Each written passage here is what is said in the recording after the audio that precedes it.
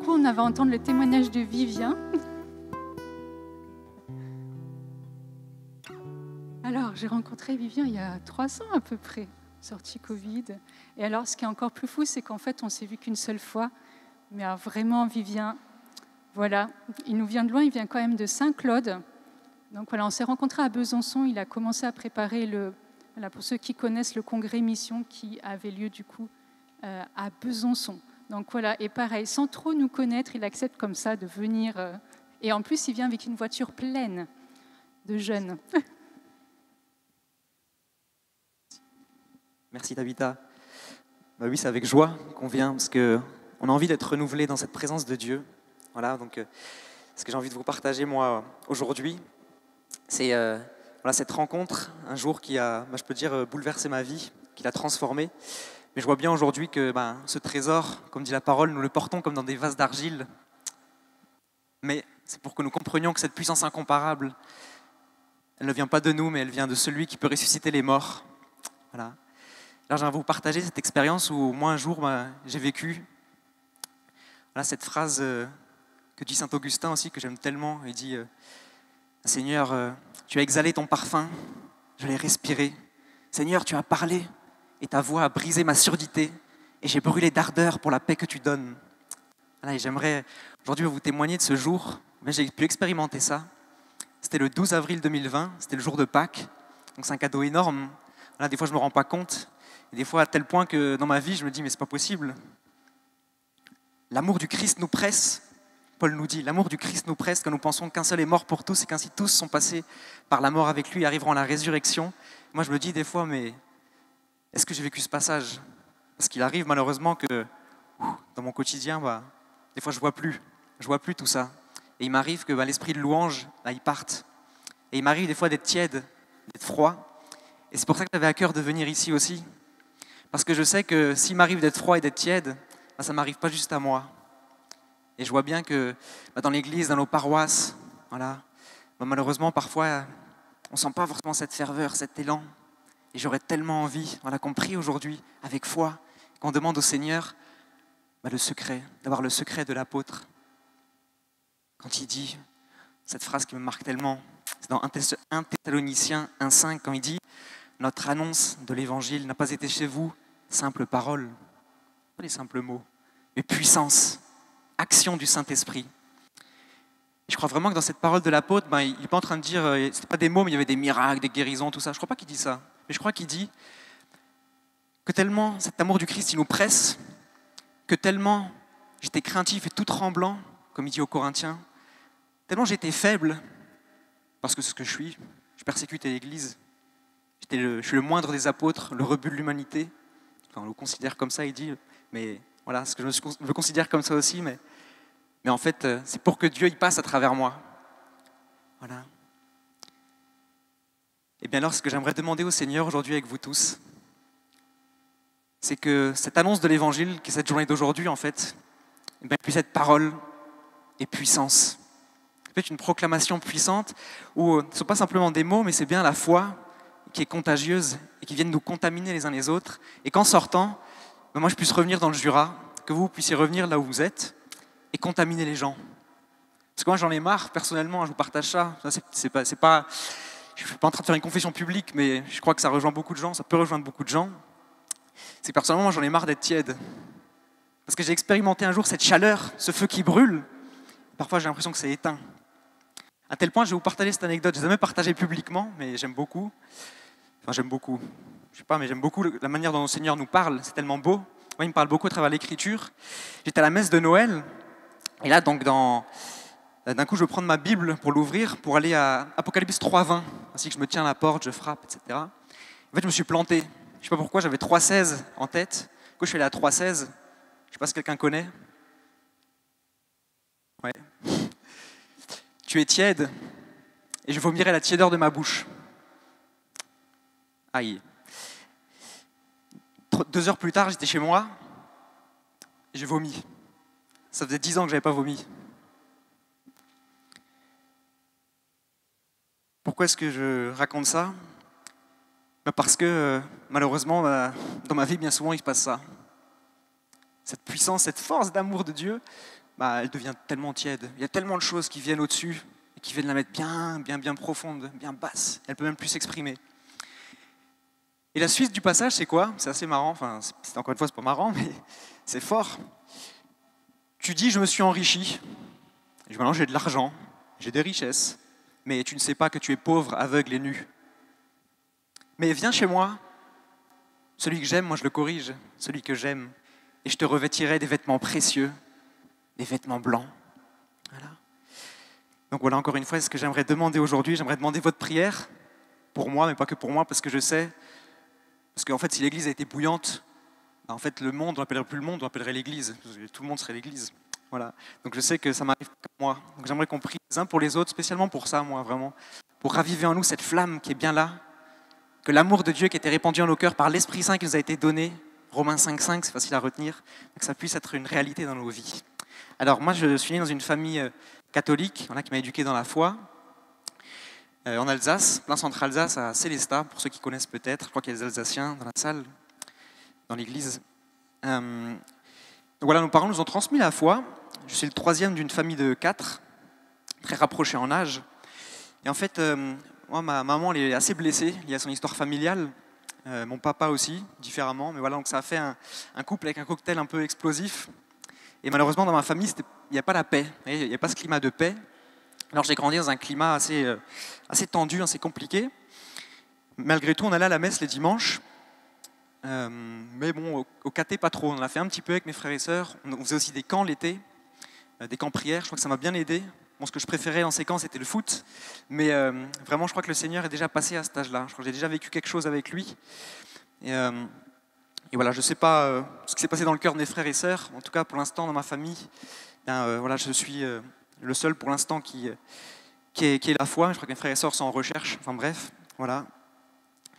Donc nos parents ont essayé de nous éduquer dans la foi, mais on sentait trop qu'on avait notre place dans l'église. Voilà, on n'avait pas vraiment notre place dans l'église, on s'y retrouvait pas. Voilà, on n'avait pas d'amis chrétiens, mes frères et sœurs non plus. Et puis on trouvait que c'était un milieu qui ne nous correspondait pas. On n'avait pas d'amis dans l'église. Et alors moi, ce que j'ai fait, c'est que j'ai tout misé sur le foot dans ma vie. De 5 ans, j'ai commencé à jouer au foot. Et à l'âge de 13 ans, je suis parti de mon cocon familial et je suis allé pas loin d'ici, à Nancy, Saint-Max précisément, au Creps de Lorraine, donc au pôle espoir de foot, dans une structure de foot de haut niveau. Et puis voilà, je voulais faire de ma vie le foot. Et le foot, ça a commencé par prendre la place de Dieu. Alors ce qui est assez bizarre, c'est que donc moi le foot c'était de la 4e à la terminale, sport-études, donc foot 7 jours sur 7. Quand je ne jouais pas, j'étais coach, donc voilà, 7 jours sur 7. Mais ce qui est très très bizarre, et c'est ce qu'a dit Tabitha ce matin, c'est que le Seigneur, qu'on en ait conscience ou pas, il nous aime et il nous cherche. Je crois qu'il me cherche depuis que je suis tout petit, depuis même avant, puisque je suis toujours allé à la messe, mais toujours, tous les dimanches. Et puis, quasiment tous les jours, ou je crois tous les jours, j'avais une petite prière en m'endormant dans mon lit, voilà, discret, j'en parlais à personne, parce que je me suis dit que je suis trop bizarre comme gars en fait, parce que personne qui croit autour de moi, donc je dois être bizarre, voilà, c'est ce que je pensais. Donc je parlais à personne, dans le milieu du foot, personne ne savait, j'avais aucun ami chrétien, rien. Mais le Seigneur était dans ma vie déjà, voilà. Et donc le dimanche, j'allais dans mon église de village, parce que je rentrais le week-end dans ma famille. J'étais au milieu de l'église, voilà, avec très peu de jeunes, voilà, avec mon père ou ma mère ou les deux, ça dépendait. Et puis l'après-midi, j'avais une autre vie. L'après-midi, j'étais au foot, et puis il n'y avait plus rien de Dieu, etc. Bon. Donc j'ai avancé. Et puis à l'adolescence, parce qu'avant je faisais le clown à l'école, ça me permettait aussi d'extérioriser des angoisses que j'avais liées à ma famille, à mon histoire, à des inquiétudes liées à l'avenir, etc. Donc je faisais beaucoup le clown à l'école, et au bout d'un moment, à l'adolescence, j'ai commencé à me poser des questions existentielles et les laisser s'exprimer. Et là, ça a été un peu dur parce que j'ai l'impression d'être à contre-courant par rapport à tous mes amis footballeurs. Mais ce moment, il a permis à Dieu d'ouvrir un peu plus mon cœur et de passer, je crois. Et alors, à 18 ans, quand j'ai commencé mes études, le Seigneur a mis sur ma route un gars qui n'était pas chrétien, mais il est passé par lui. Parce que grâce à ce gars qui se posait beaucoup de questions, comme moi, j'ai rencontré des protestants évangéliques d'une 50aine d'années. Donc c'était mes premiers amis chrétiens. Voilà. Il est original, le Seigneur est marrant. Donc, évangéliques de 50 ans, ils m'ont fait découvrir la Bible. Et ensuite, grâce à eux, parce que le père de famille, lucide et tout, il m'a dit, et inspiré aussi, voilà, nous on est vieux, il faut que pardon pour ceux qui ont plus de 50 ans, c'est lui qui a dit ça. Il dit voilà, on est vieux, il faut que tu ailles rencontrer des jeunes, ouais, parce qu'un chrétien seul est un chrétien qui est mort en fait. En arrivant 2 ans plus tard, changeant de ville, arrivant à Besançon, j'ai vu des jeunes chrétiens évangéliques. Et là, moi, j'étais scotché. J'avais jamais vu ça. Je me dis, ah purée, je suis pas bizarre en fait peut-être. Parce qu'il y a des jeunes qui vraiment aimaient Dieu, mais incroyable. Ils avaient été bouleversés par le Seigneur. Ils l'aimaient, ils avaient envie de le faire aimer, ils brûlaient. Ils m'ont fait découvrir la Bible encore plus, etc. Mais en même temps, on faisait du sport ensemble, on était devenus amis, quoi. Et grâce à eux, petit à petit, j'ai cheminé, mais tellement de bienveillance, tellement de bonté, tellement de... Voilà, c'était vraiment le visage du Christ pour moi, ces gens. En parallèle, bon, il y a eu d'autres témoins, notamment catholiques, quelqu'un qui était à Annuncio, c'est un mouvement d'évangélisation, Annuncio. Le charisme, c'est vraiment d'aller évangéliser dans la rue. Et donc, moi, il m'a parlé du Saint-Esprit, des charismes, tout ça, je ne comprenais rien, mais ça m'a émerveillé. Je me suis dit, waouh, ah ouais, c'est vraiment, je ne suis pas bizarre, en fait, c'est juste extraordinaire de croire en Dieu. Mais voilà, je n'avais pas fait cette expérience personnelle. Et là, on arrive au confinement. Je ne sais pas comment vous l'avez vécu, le confinement. Voilà, moi, ça a été le plus beau moment de ma vie. C'était vraiment la grâce. J'étais en fait j'étais sur la montagne avec Jésus. Voilà, j'étais sur la montagne parce que j'avais un quotidien tellement plein qu'en fait le Seigneur, je crois qu'il ne pouvait pas vraiment passer. Même si je commençais à côtoyer l'église, j'avais des amis dans l'église, mon quotidien était tellement rempli. Mais en fait, où est-ce que Dieu il peut passer là? Et pendant le confinement, j'ai ouvert la Bible un peu plus. J'ai fait des parcours bibliques, voilà précisément. Et là, le vendredi saint, le jour où on célèbre la mort, la passion de Jésus, eh bien, je tombe sur un passage de l'Ancien Testament très difficile. Alors, ce passage, il disait, Deutéronome, « Tu élimineras du milieu de moi, du milieu du peuple, tout ce qui est impur. Tu lapideras la prostituée, tu tueras le voleur, tu tueras l'adultère. » Bon, alors je me suis dit, c'est bizarre, parce que moi, je connais Jésus, voilà, tu aimeras ton prochain comme toi-même, le Seigneur ton Dieu, tu aimeras ton ennemi, etc. Je me suis dit, c'est bizarre ça. Est-ce que Dieu il a changé entre l'ancien et le nouveau? Alors cette question m'a vraiment travaillé. Mais qui est ce Dieu en qui je crois là? Est-ce qu'il a changé? Est-ce que j'ai pas compris? Voilà. Je reste avec cette question le vendredi. Je reste avec cette question le samedi, le jour où Jésus est au tombeau, jour de silence, voilà, de méditation dans la Bible. Le dimanche, avec la fête de Pâques, moi, ça part un peu. Voilà. Et d'un coup, le soir, ça me revient, mais ça me profondément. Alors j'envoie un message à un ami évangélique. Et là, son message qui me répond en retour, ça m'a scotché. Ça m'a tellement scotché, je monte dans ma chambre en prière. Et là, dans ma chambre, en fait, je fais l'expérience de Jésus sur la croix qui me dit... Alors, c'est quelque chose vraiment, je crois que, comme dit la parole, en fait, l'oreille ne peut pas entendre, les yeux ne peuvent pas voir. C'est quelque chose, on ne peut pas le décrire avec des mots, c'est trop dur, mais c'est quelque chose d'intérieur où en fait, le Seigneur il me dit, je suis sur la croix, en fait, c'est à cause de toi. C'était comme ça, c'était assez cash, mais c'était ce qu'il me dit. Je suis sur la croix et c'est à cause de toi. Parce qu'en fait, dans ta vie, il y a des choses qui ne sont pas belles. Voilà. Il y a des choses qui ne sont pas belles dans ta vie. En fait, il y a du péché dans ta vie, tout simplement. Mais il y a aussi des blessures.